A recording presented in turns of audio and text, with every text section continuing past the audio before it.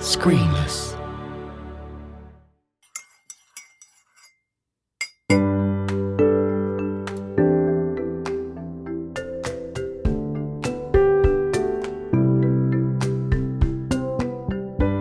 Welcome to another Creative Cuppa. This week my guest is Sam Pearce, and Sam has, like so many other people in the creative industries, had to adapt in 2020 when his work as a live musician hit a brick wall. We had a fascinating chat about how he got started in his career and how he's embraced a different approach. Sitting comfortably, here we go. Sam Pearce, French horn session musician, digital marketing consultant, fitness enthusiast. Welcome to Creative Cuppa. Hello. It's very nice to be here. Thank you. You're very welcome. So, Sam, although those three things might seem different to each other, they're connected in life terms, I suppose, aren't they? Yeah, absolutely. For most musicians, most classical musicians, we have to try and strike a balance between being available to work and having a steady income. And for me, I'm not personally a huge fan of teaching. I do it, but it's not something that I really enjoy. And so in the last year, I've really been looking for something else to do that I can fit around my classical music work. And that's where the marketing came in. Yeah. And that certainly the first lockdown, the situation for all musicians really was very much the same, wasn't it? Just to hit a brick wall. It certainly was. I think there was some hope at the start that things might get back to normal quite quickly. And I remember I was very pleased with myself. I kept up playing my horn every day for 5 weeks. And then one day I was sat in my spare room and I just thought, this is hopeless. So I put my horn in the case for a couple of weeks and thought about what else I could be doing. Wow. Okay. So let's go back then. When did you start playing the French horn, and when did you realise that you could make a career from playing it? I started playing the horn when I was 10, and a nice lady came to my primary school, and she came in and demonstrated the instrument, and I remember very clearly, actually, she played Star Wars. And I still occasionally go back to my home village and see some of my old primary school friends, and they still ask me if I can play Star Wars today, which is amazing. It's nice to be able to look back on that, actually. To answer the second part of your question, I was so deeply involved in music certainly from about the age of 13. I was doing youth orchestra a couple of times a week and playing in various other ensembles, and when I was in sixth form, my teacher decided that she'd had enough of doing the sort of Saturday afternoon turn up and play gigs, choral societies and that sort of thing. And so she started passing them on to me. And I was very lucky that right from that moment, I never had a Saturday job in a cafe or anything. I was mostly going out and playing in scratch orchestras where you just turn up on the afternoon and rehearse and then do the concert in the evening. In education terms then, it was one of the London colleges that you went to, wasn't it? Yeah, absolutely. I had a friend who was a few years older than me who went to the Royal College of Music in Kensington, and I was very inspired to follow in his footsteps. And it was quite serendipitous, really. I ended up being taught by the same person who taught my first teacher. So that was another big draw. Very, very knowledgeable and wise man called Julian Baker. And you came out of that with a first? I did. So which is, completely understandable. I've heard you play. And then, so at that point, did you make a leap into professional session playing? Or was there... Well... In fact, there was something, wasn't there? There was something. There was an umpire brass band that happened. Yes, there was. I was approached at the bar at the RCM by a guy called Nathan, who was a postgrad at the time that I was a first year. And he said, I'm putting together this band and we're going to play some German umpire music in a pub. Do you want to be involved? And I said, yes, that sounds great. And we did the first gig. We inherited it from some other people. And I thought it would be quite good fun to do an arrangement of YMCA as a polka. Also, I'm Horny by Moose Tea versus Hot and Juicy. Of course, why not? For some reason. And Funnily enough, I was walking up the steps to the Albert Hall when I had the idea, and I'll never forget that moment of having the idea walking out of college and up towards the bus stop. We rehearsed it in room 28, which was one of the basement rooms at the RCM, and it was the famous brass room. And we couldn't get through it because we were laughing so much. It was wonderful. And when we did finally get to the end, there was a small round of applause from up above us, and we discovered that a small crowd had formed on the street, and they were listening down into this basement window. So we thought, right, well, maybe we're on to something here. And after about 6 months, we'd got up enough pop music to be able to do the whole of the second half of the show was pop. And eventually, after, I don't know, perhaps a year, we completely ditched playing any traditional stuff. We just found that our audiences over here, they loved the idea in these Oktoberfest style pubs. They loved the idea of the music, but they didn't relate to the traditional German music. So that's where the pop songs came in. And we were very, very fortunate for about a decade actually to kind of ride the wave of the rise in popularity of brass band music that in part came over from New Orleans. And we were very much part of that. We were very proud to do it. But we got to our 10th anniversary, and I'd been doing a fair amount of classical playing alongside it. And I played with some good orchestras and got a decent CV. And I was really, really struggling to keep up.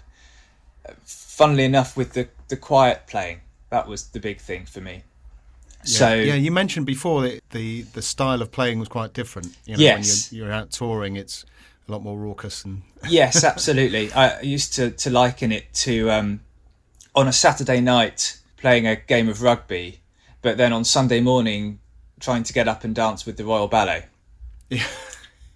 And it just, I just couldn't do it anymore. So I decided to sort of quit while we were ahead. It's amazing, isn't it, that one chance meeting at a bar and you're touring for 10 years and touring the world. You were going around the world, weren't you? We were lucky. We were very, very fortunate. I can't quite believe it, frankly. I've done a lot of things that it's possible that no French horn player has ever done. And may never do again. So there's an autobiography in there somewhere, I think. Yes. There was some pushback from my teachers, particularly one of them. Okay. Which, not Julian, actually. There was a bit of pushback, and it was justified, but I think also quite narrow-minded. When we look at what French horn players do traditionally, it's very straight that you do classical music or you do nothing. And to exist outside of that world, I think was a really alien concept to them. So they were naturally apprehensive about whether it was sustainable or not. So not only did you get back into the classical world, you honed your skills so much that you became basically a session musician for soundtracks. Yes. Which I know very well from speaking to other musicians in that field and other people in that process, the process of making soundtracks, that you have to be at a certain level to be able to sit down and sight read pretty instantly like that. Yeah, tell us a little bit about that, how you got into that. Well, I actually don't know how I got into it. I just woke up and it was there. It's entirely possible. It's actually a case of mistaken identity. But Brilliant. But I'm there, and I've managed to stick around. And what you said, without trying to big ourselves up too much, is quite right, Gareth, that it is all about being able to sight read efficiently. And for those people who don't know, we very, very rarely know even who the composer is or what the piece is before we turn up at the studio. So I will get a call. It says, can you come to Abbey Road or wherever on this day at this time? I say yes. It gets confirmed 24 hours before. And then you turn up, and my best piece of advice is turn up an hour early every time, because you've got time to practice it then if it's hard. But we genuinely have no idea. It could be anything from a TV advert to a jingle to a Hollywood soundtrack.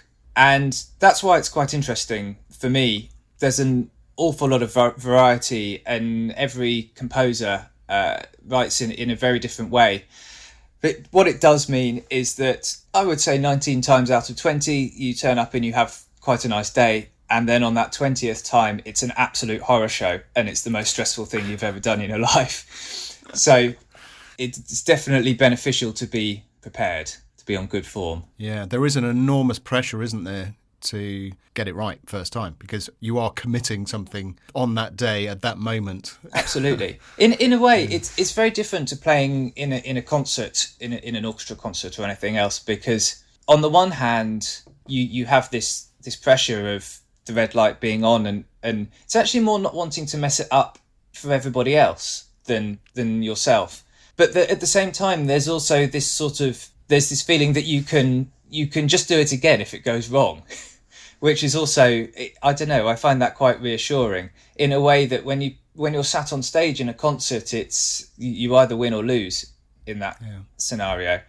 It can be very stressful, or it can be very, very boring. And one of the big differences is that when you're being a studio musician, you're not really having any creative input. Everything is incredibly well marked out on the page. And you're just producing this sound. It's a bit like being a bricklayer. You're building the wall, but you didn't design the wall. You're not the architect. Yeah. Fantastic. So, session musician, digital marketing consultant. After you decided that you needed something else, you set up your own company for digital marketing, Ditton DGM. That's correct. Yes, Ditton DGM. How's that going? It has been a very interesting process. During lockdown, my wife and I decided that we were both going to retrain in something away from music. And it was partly just as something to fill the time. And we found these 10-week part-time courses that were done entirely from home, and they were sort of boot camp style. So at the end, you got an industry recognised certificate, but you didn't have to sit final exams or anything like that. So I chose to do digital marketing. And I had a little previous experience in it from running the social media for Empire Brass and for doing a little bit of Instagram influencing on the side a few years ago for a running brand. And it came quite naturally, actually. The theory sunk in very well. And then it was the end of 10 weeks. And suddenly I had to do something with it. And it was very scary, actually. Putting yourself out there in a way that musicians are not naturally inclined to do. Certainly classical musicians are not naturally inclined to do. So I built this website and I invested some money in some advertising, which was a very good learning experience because we'd only learnt the theories about all this stuff. We hadn't actually done any of it for ourselves. So I was listening to, I did listen to your Creative Cuppa with an SEO consultant whose name I forget. Oh, yes, Phil Gregory. Yes, with Phil. And I completely agreed with what he said. And also I was frankly quite relieved to hear what he said, that it was much the same as what I was doing. Oh, that's good. It's got to be reassuring. It certainly was. And a lot of it, once you've learned the theories, it's about just getting stuck in and testing, trying something, testing, measuring the results, and then trying to optimize from there. And it's so completely different to playing the horn in that sense. And I can do it from home. I can pick it up and put it down. It doesn't require practice in the same way that keeping your chops in does. So it's been a great experience, and I've picked up a couple of clients, some of whom I knew already, promoting concerts, which hopefully will happen around Christmas. And then there's the furniture maker. And that has been a real learning experience. I've learned a lot about office furniture. It's something that is just, I know I keep coming back to this, but it's just something completely different. Yeah, they couldn't really be any further away from each other, could they? Which, in some ways, a very good thing. Yes, variety is the spice of life and all that. Absolutely. And I can speak from personal experience. When you qualified, you actually helped me out. So I've used your company, Ditton DGM. So I can happily recommend you to listeners. Well, thank you. If they're looking to sort out their SEO and digital marketing strategies and things like that, go and have a word with Sam. I'll put a link in the show notes as well. Please do, thank you. Let's round off. I mentioned fitness in the introduction there. Fitness is really, really important to you, isn't it? Why is that? Well, I had a bit of a health scare about 10 years ago, and it was not life-threatening, but generally fairly unpleasant. And I was doing a little bit of running before it.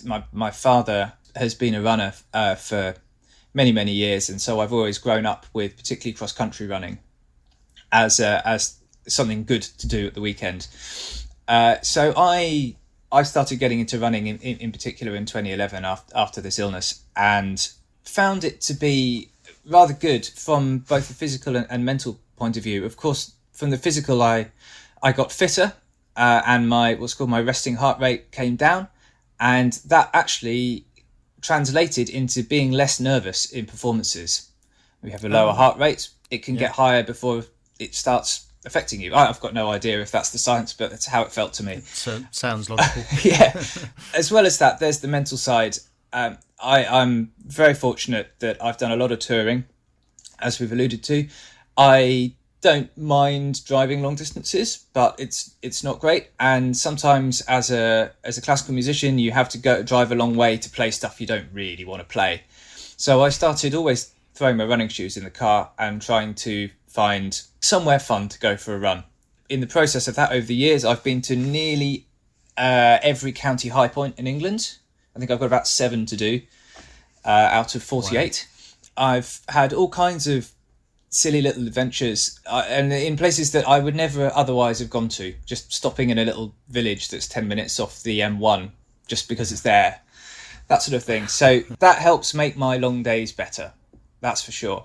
But as a overriding sense, to have something that is as important to you as your job, in my opinion, is incredibly important, because we could all find ourselves without a job very quickly.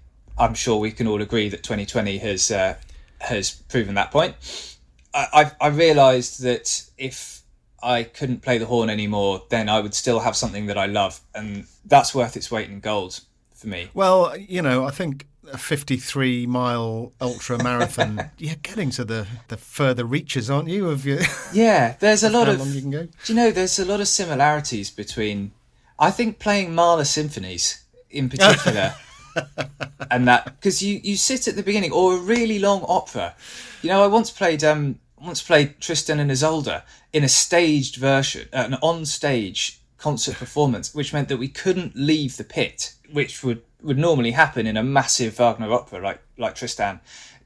If you'd have 40 minutes off at one point, you could just go and get a cup of coffee and then come back in 5 minutes before you start again. That's completely normal practice in opera houses around the world. We were doing this concert performance in Lucerne on the stage, and so we couldn't leave. And I sat there for 45 minutes at one point and didn't play a note. The concert started at 5 and finished at 10:30, and I remember being sat on stage before this concert thinking, I just don't know how I'm ever going to get through this. And then you make it to the end of Act 1 and you go, right, I've done that. So now I'm just going to make it to the end of Act 2. And before you know it, the evening's finished and you're taking a bow and you all go to the pub. And it's sort of ultra running, I found, is quite similar to that. It's just, you get all of life in a day, where you get high points where things are going well, and you get low points where you just don't think it will ever finish, or you just don't think you're capable of doing it. I tell you, there's nothing worse as an orchestral musician than messing something up and then having to sit there for 10 minutes until your next entry just stewing about it, because you can't rectify it. There's nothing that can be done. That's fantastic. Well, Sam, I wish we could just natter all day about all this stuff, but for now, thank you very much for joining me for a cuppa. No problem at all. Thanks for having me. Cheers. Cheers.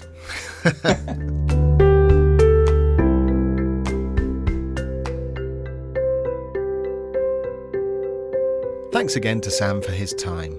And thanks always to you for listening. I love getting feedback and comments, so do take a look on Twitter, Facebook and or Instagram at ScreenlessPod. There must be a better way of saying that.